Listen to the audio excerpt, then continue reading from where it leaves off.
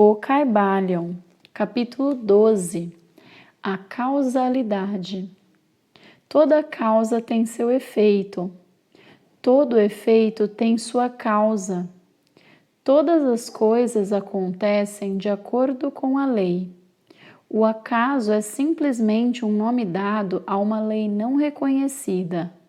Existem muitos planos de causalidade, mas nada escapa à lei. O Kybalion. O sexto grande princípio hermético, o princípio de causa e efeito, contém a verdade que a lei domina o universo. Nada acontece por acaso, que este é simplesmente um termo para indicar a causa existente, porém não reconhecida ou percebida, que os fenômenos são contínuos, sem interrupção ou exceção. O princípio de causa e efeito está oculto em todas as ideias científicas antigas e modernas, e foi anunciado pelos instrutores herméticos nos primitivos dias. Quando se levantaram muitas e variadas disputas entre as diversas escolas de pensamento, estas disputas foram principalmente sobre os detalhes das operações do princípio, e ainda as mais das vezes sobre a significação de certas palavras. O princípio obscuro de causa e efeito foi aceito como exato praticamente por todos os pensadores de nomeada do mundo inteiro. Pensar de outro modo seria subtrair os fenômenos do universo do domínio da lei e da ordem, e proscrevê-los ao domínio de uma causa imaginária que os homens chamaram o acaso. Uma pequena consideração mostrará a todos que em realidade não existe coisa alguma de puro acaso. Webster define a palavra acaso do modo seguinte: um suposto agente ou modo de atividade diferente da força, lei ou propósito, a operação de atividade de tal agente, o suposto efeito deste agente, um acontecimento fortuito, uma causalidade, etc. Porém, um pequeno exame mostrar-vos-á que não existe um agente como acaso, no sentido de uma coisa fora da lei, uma coisa fora de causa e efeito. Como poderia ser uma coisa que agisse no universo fenomenal, independente das leis, da ordem e da continuidade deste último? Tal coisa seria inteiramente independente do movimento ordenado do universo e, portanto, superior a este. Não podemos imaginar nada fora do todo que esteja fora da lei, e isto somente porque o todo é a própria lei. Não há lugar no universo para uma coisa fora e independente da lei. A existência de tal coisa tornaria sem efeito todas as leis naturais e mergulharia o universo em uma desordem e ilegalidade caótica. Um exame cuidadoso mostrará que aquilo que chamamos acaso é simplesmente um modo de exprimir as causas obscuras, as causas que não podemos compreender. A palavra acaso deriva-se do verbo latino adicado e significa em sentido próprio caído, em ou a. A palavra acaso é derivada de uma palavra que significa cair, como a caída dos dados, dando a ideia de que a caída dos dados e de muitos jogos de azar é simplesmente um acontecimento que não tem relação com qualquer causa. E é este o sentido em que geralmente é empregado o termo. Mas quando o assunto é examinado secretamente, vê-se que não há nenhum acaso na caída dos dados. Todos os dias cai uma morte que desagrada a um certo número de pessoas. Ela obedece a uma lei do infalível, como a que governa a revolução dos planetas ao redor do Sol. Atrás da vinda da morte estão as causas, ou cadeias de causas, movendo-se além do lugar que a mente pode alcançar. A posição da morte no box, a redução da energia muscular expendida nos golpes, a condição da mesa, etc. e etc.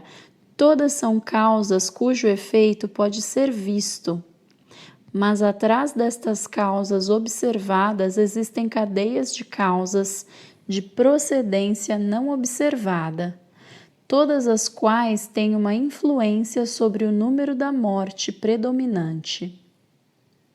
Se uma morte dura uma grande quantidade de tempo, isto procederá de que os números manifestados serão quase iguais, isto é, haverá um número igual de uma mancha, duas manchas, etc., que são predominantes.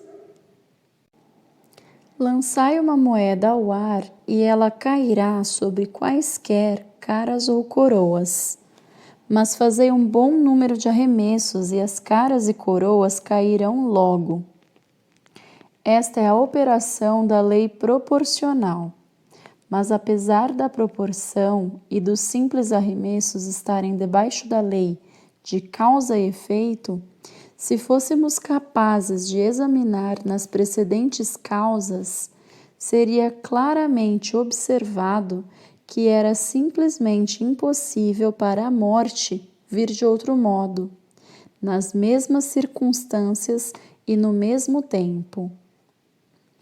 Dadas as mesmas causas, os mesmos resultados advirão. Sempre há uma causa e um porquê para todos os acontecimentos. Nada acontece sem uma causa ou uma cadeia de causas.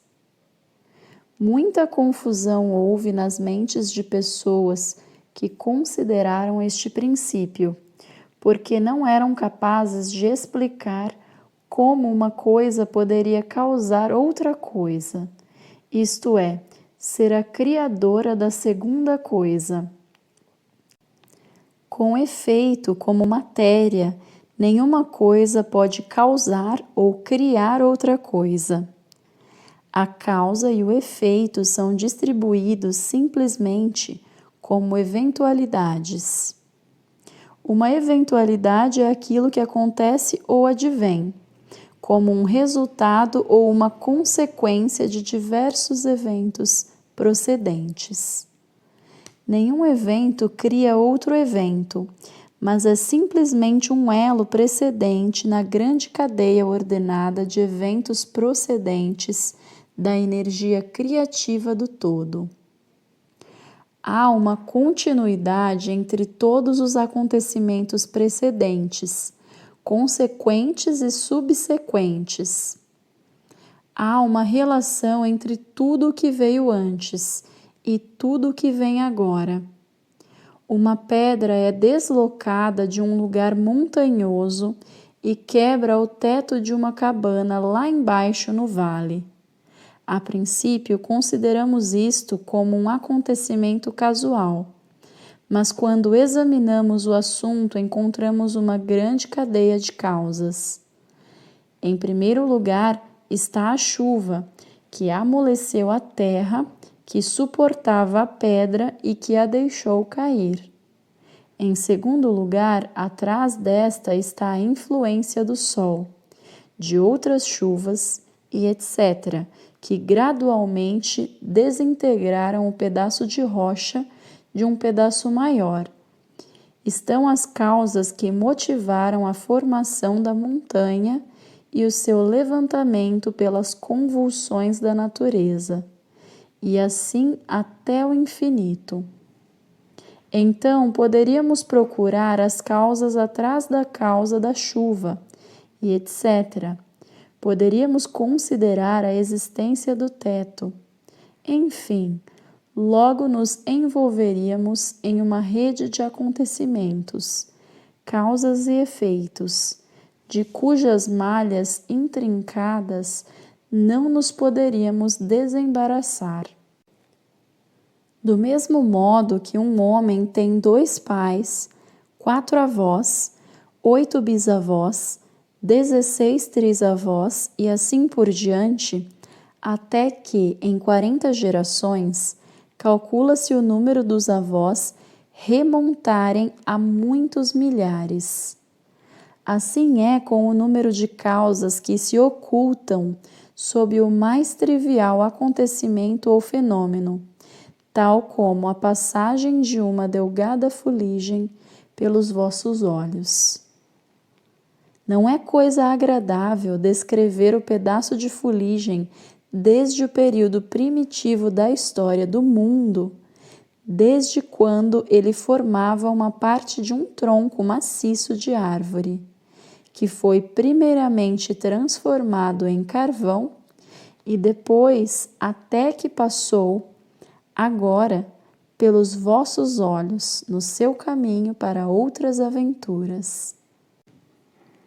E uma grande cadeia de acontecimentos, causas e efeitos trouxe-o à sua condição presente.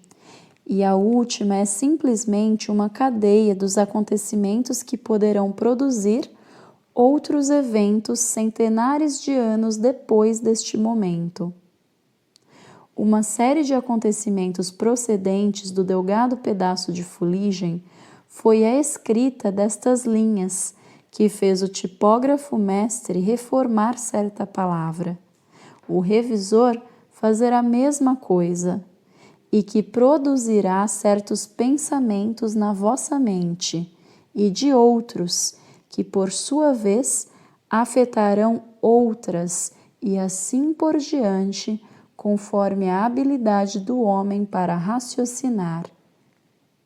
E tudo isto da passagem de um delgado pedaço de fuligem, o que mostra a relatividade e associação das coisas, e o fato anterior, que não há coisa grande, não há coisa pequena na mente que causa tudo. Detende-vos a pensar um momento. Se certo moço não tivesse encontrado uma certa moça no obscuro período da Idade da Pedra, vós, que agora estáis lendo estas linhas, não existirias agora. E talvez se o mesmo casal não se encontrasse, nós que escrevemos estas linhas não existiríamos também agora. E o verdadeiro ato de escrever da nossa parte e o ato de ler da vossa poderá não só afetar as respectivas vidas nossas e vossas, mas também poderá ter uma influência direta ou indireta sobre muitas outras pessoas que agora vivem e que viverão nas idades futuras. Toda ideia que pensamos, todo ato que fazemos tem o seu resultado direto ou indireto que se adapta à grande cadeia de causa e efeito. Não queremos entrar em consideração sobre o livre-arbítrio ou o determinismo nesta obra, por várias razões. Entre as diversas razões, a principal é que nenhum lado da controvérsia é inteiramente verdadeiro. Com efeito, ambos os lados são parcialmente verdadeiros, de acordo com os preceitos herméticos. O princípio de polaridade mostra que ambos são meias-verdades, polos opostos da verdade.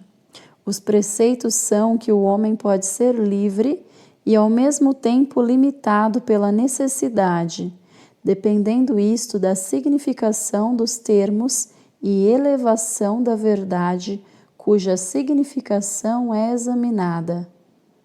Os escritores antigos expressam este assunto assim: a criação que está mais distante do centro é a mais limitada. quanto mais próximo chega do centro, tanto mais livre é. A maioria das pessoas são mais ou menos escravas da hereditariedade dos que as rodeiam, etc., e manifestam muito pouca liberdade. São guiadas pelas opiniões, os costumes e as ideias do mundo exterior e também pelas suas emoções, sensações e condições, e etc. Não manifestam domínio algum digno de nome. Indignamente repudiam esta asserção, dizendo: pois eu certamente sou livre para agir e fazer como me apraz. Faço justamente o que quero fazer. Mas deviam explicar melhor o quero e o como me apraz, que os faz querer fazer uma coisa, de preferência a outra, que lhes faz aprazer fazer isto e não aquilo. Não existe porquê para o seu prazer e desejo? O mestre pode mudar estes prazeres e vontades em outros, no lado oposto do polo mental. Ele é capaz de querer por querer, sem querer por causa das condições, emoções, sensações ou sugestões do meio, sem tendência ou desejo.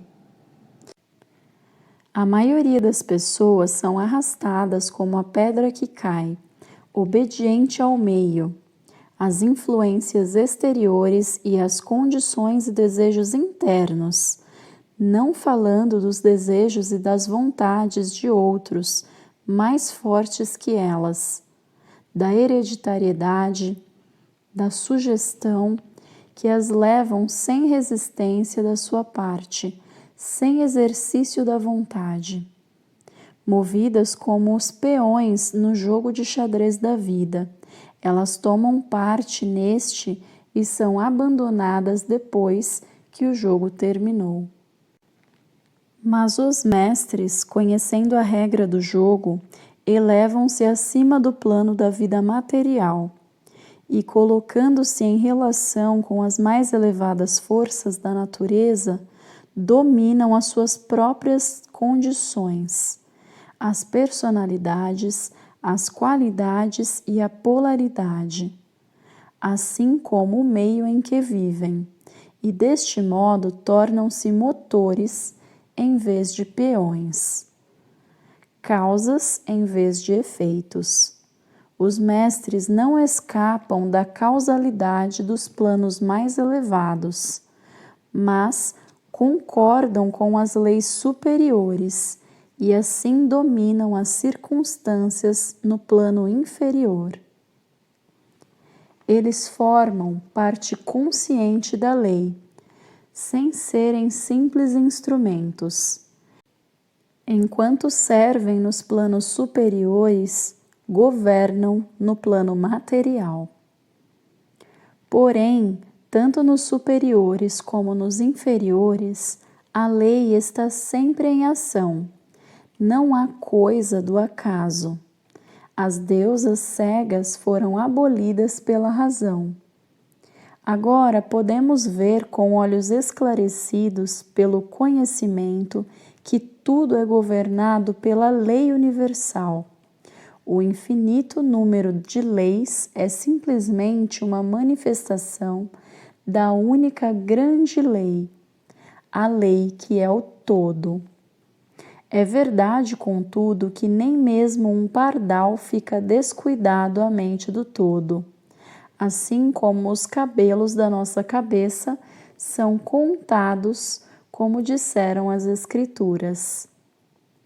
Nada há fora da lei, nada do que acontece é contrário a ela. Contudo, não cometais o erro de supor que, por causa disso, o homem é simplesmente um cego autômato. Os preceitos herméticos ensinam que o homem pode usar a lei contra as leis e que a vontade superior prevalece contra a inferior, até que por fim procure refúgio na própria lei e olhe com desprezo as leis inferiores. Sois capaz de compreender a mais íntima significação disto? E assim terminamos o capítulo 12. No próximo vídeo veremos o capítulo de número 13, o gênero. Lembre de se inscrever no canal e ativar o sininho para acompanhar todos os vídeos. Obrigada!